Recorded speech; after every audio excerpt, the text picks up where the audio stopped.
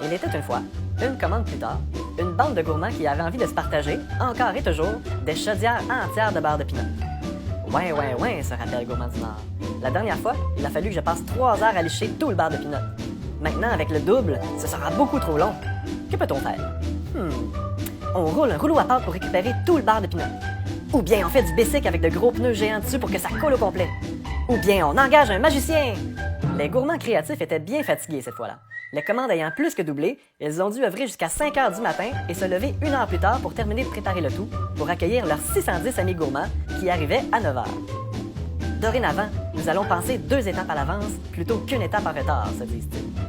Il était une fois, une commande plus tard, une bande de gourmands qui avait envie de se partager des grandes quantités de ce délectable beurre de pinot. Cette fois-ci, avec grande surprise, ça n'arrive plus dans des sacs, mais dans des chaudières. Oh, nous devons changer de méthode maintenant. Rapidement, ils vont chercher une énorme palette de bois empruntée à Gourmand Druide et ils demandent à Gourmand Fort de brasser le tout pour partager aux 781 amis gourmands qui veulent leur beurre de pinot. Bon, maintenant, que faisons-nous pour la prochaine fois? Il était une fois, une commande plus tard, une bande de gourmands qui avaient envie de se partager des géantes quantités de ce délicieux beurre de pinot. Sans surprise, ça arrive dans des chaudières. Et ils arrivent préparés. Les gourmands créatifs ont trouvé des chaudières avec des robinets dans le fond. Ce sera tellement parfait, s'exclame-t-il. Plus jamais de défi avec le beurre de pinot. Tout content, Gourmand Fort brasse les chaudières de beurre de pinot pour les transvider dans la super méga chaudière à robinet pour servir aux 987 amis gourmands. Un peu gêné, Gourmand préposé à la station des Splouches chuchote à Gourmand Fort. Ça ne coule pas très bien, c'est trop épais. Oh, oui!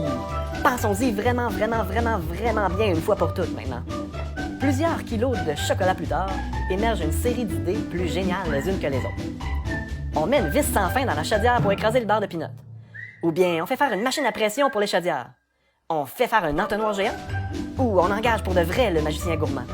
Ou bien on installe une pompe à vélo sur le couvercle de la super méga chaudière à robinet pour mettre doucement de la pression dans la chaudière pour que le beurre de pinot coule comme un miel d'été fraîchement cueilli. Nice. Fin de la capsule.